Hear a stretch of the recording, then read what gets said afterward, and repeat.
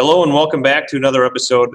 Today we are going to assemble our puzzle piece into one big cube on Inventor. However, first I need to go through how to set up the folders for your thumb drives that we're going to be using in class from now on. So instead of saving on our desktop or anywhere else other folder that we've had, we're going to start saving to folders on our thumb drive. And as you can see, all I did as I plugged in my thumb drive, I clicked on my name folder up here and I went to Transcend. That's the name of the thumb drive type. I want you to put 4 different folders on here. Go to New and Folder. The first one we need is Classwork. That's what we're going to use if we have any Inventor files that we're making for our homework. We're just going to put that in our Classwork. The next one we're going to do is our Puzzle. And that's for our puzzle pieces that we've already created, and I'll show you how to transport those over there. We are going to make one called Train, and we're going to make one called Reverse Engineering. For those 4, as soon as you get your thumb drive, these are the 4 I want you to put on there. Any classwork, that would be like your 4.1G files that we practiced with. There were 4 of them. Put any of those in here. Just cut and paste them into there. For my puzzle piece, as you can see on my desktop here, I have my blue, yellow, green, purple, and red piece. I'm going to highlight these all, right-click, and push Cut. I'm going to go into that folder under Puzzle. So I'm right here, Puzzle. I'm going to push Paste in here. So now I have all my puzzle pieces right in here. And so if ever anything happens to these computers, any of the files on here would be blown away. They'd be lost forever. Now instead we have a thumb drive, which is permanent to us, and we're going to keep in class at all times, so you should never lose work as long as you're saving it to your thumb drive. All right, the next thing I want you to do is go to Inventor. It doesn't matter which one of these you pick. And never use this screen to pick a file. I never want you to click on this to start a drawing file. I never want you to click on any one of these to start any file. Where we go is New, always. And then we go to Mesmer, if you have Mesmer in there. Some of you have different files that we can change later. But I want you to go, we should have all of our puzzle pieces done, like I had. We're going to go to Assembly File. And this is a special kind of file which we can place our parts on here, rotate them around, assemble them any way we want to. And we're going to put together our puzzle piece today. So the first thing we need to do is grab 2 pieces, 2 that you know go together. So I'm going to grab 2 that I know go together. You know what? I'm going to change our project path first. So let me do this first. So instead of going to New right away, cancel out of that and go to Projects. Just say, I know on that one. I'm going to create a new project. If you don't have this done already, then I want you to do this. Go to New Single User Project. We're going to rename it Puzzle Cube. And then we're going to click this button over here.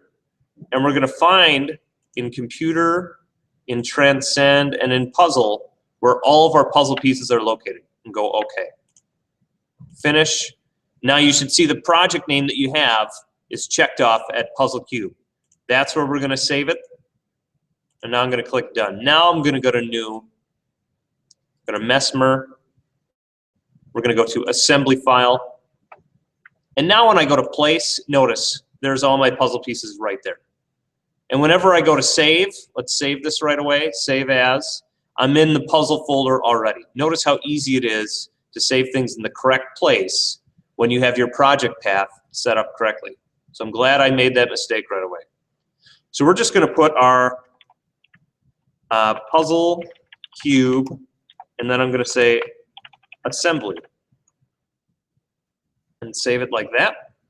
And from here, now we're going to take our 2 pieces that we're going to put together that we know go together. I'm going to place.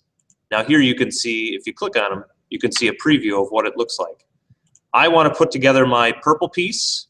I'm going to open it, and then I'm just going to left click, and then right click and press OK.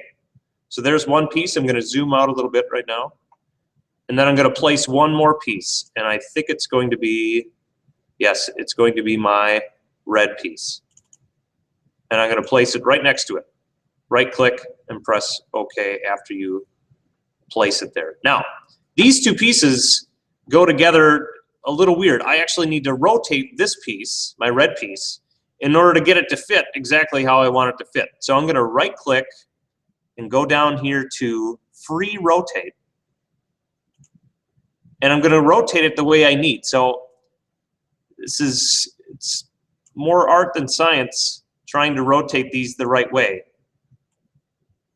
But it's about this way that I need the puzzle to go. So I'm going to set it right about there. It doesn't need to be perfect, but it should be close because it makes it easier to understand. Then once I'm done, to where I want it, I'm going to right click and say OK. OK. Now notice I can move these wherever I want to right now, and that's all right. But I want this piece to essentially go in there. And in order to do that better, we're going to constrain surfaces together. So constrain is right up here. And there's two ways we can constrain. We can mate two faces together, or we can flush two faces together. And we're going to use a combination of these two to make sure they're constrained both in the X, Y, and Z direction. You'll know exactly what I mean once we get done with all these today. So the first one I'm going to do my mate first. And I want to mate two surfaces together. Notice I have first selection, second selection. The first selection of the surface I want to mate is this surface. And holding down Shift and then pushing down my scroll wheel, I can move around, and I want to mate this surface together. So notice how those two come together. I'm going to hit Apply. Now I can still move these back and forth, but notice this surface right here never moves away from one another. So now what we're going to do is make sure that those other surfaces are together. So I mated two surfaces together. Now we're going to use our flush constraint. And I'm going to flush these two sides together because they need to be perfect all the time. So I'm going to click my first selection, second selection, hit Apply.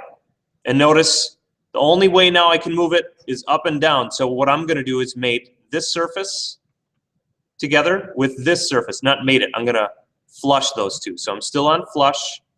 My first surface I'm going to pick is this one. The second one is this one. Hit Apply. And notice if I go, I'm going to hit the home button now. Those two move exactly with one another. They don't move at all. I'm going to cancel out of that. So those are together. That's exactly what I need. Okay, the next piece I'm going to place down is going to be I think it's my green piece. There it is. Here's my green piece.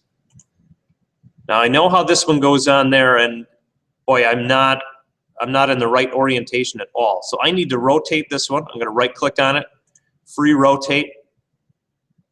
I'm going to try to get it so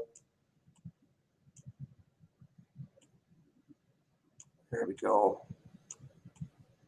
All right. So you notice how it goes in there now. I'm going to right click and press OK.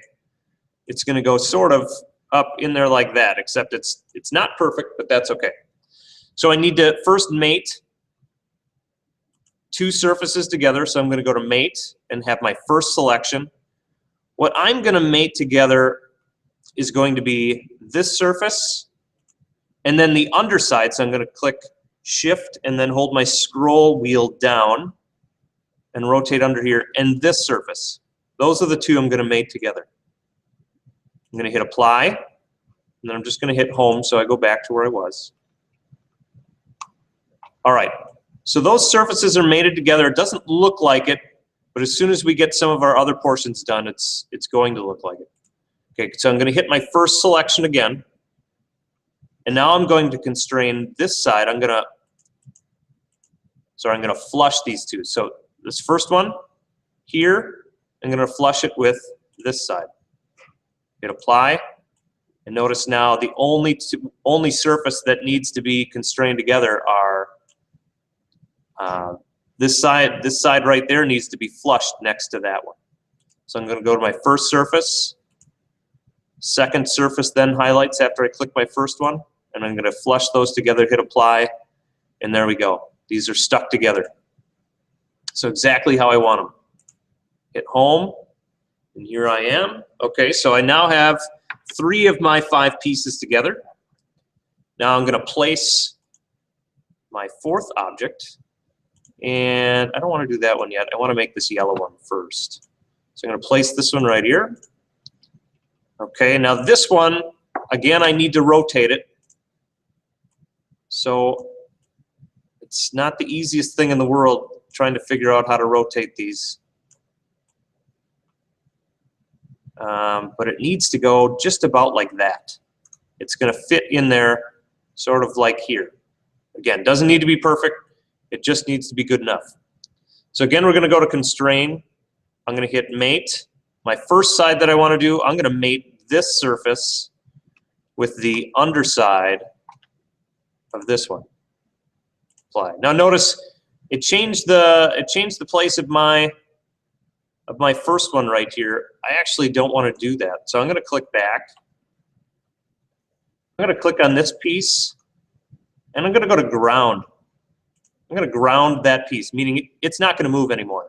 I can't move it if I try moving it. Okay, so if I go home, I can no longer move this piece, but I still can move this piece. So now let's go to Constraint again. This is the first surface right here, and the second one, like I said, this underside. Now notice what happens. Because I grounded my first one, the other piece was the one that moved. And that's nice because otherwise I'd have to redo my orientation on my viewfinder with my piece. It becomes messy. So just like the other two, I'm going to do a flush constraint for this side and this side. Apply. And now notice the only place it's moving is in and out this way. So I need to flush this side with this side. So I go to Constraint, flush this surface with that surface, hit apply, and it's not moving anymore. All right, now I need to rotate this around in order to see where I need my next piece. So there it is. You can see my last piece right here, my blue piece, is going to fit right in there. Click OK. I'm going to rotate this so it's about good. Oop, right about there is nice. Click OK. Constraint. I'm going to do my mate constraint first, so I'm going to mate this surface with that surface, and click Apply. Ooh, I'm going to click Home, click back here. Using your viewfinder is a godsend when you're all messed up. So I'm going to do my 2 flush constraints now. So this surface flushed with that surface, apply. And now the only thing I have here is this surface with this surface. So I'm going to do flush again, pick my first surface, go here, and then there, click apply, click back home. And there you have your puzzle piece all put together, all done. All we need to do now is print this off so your instructor can see it. And if you have any problems, just again, come and get them, and you should be just good.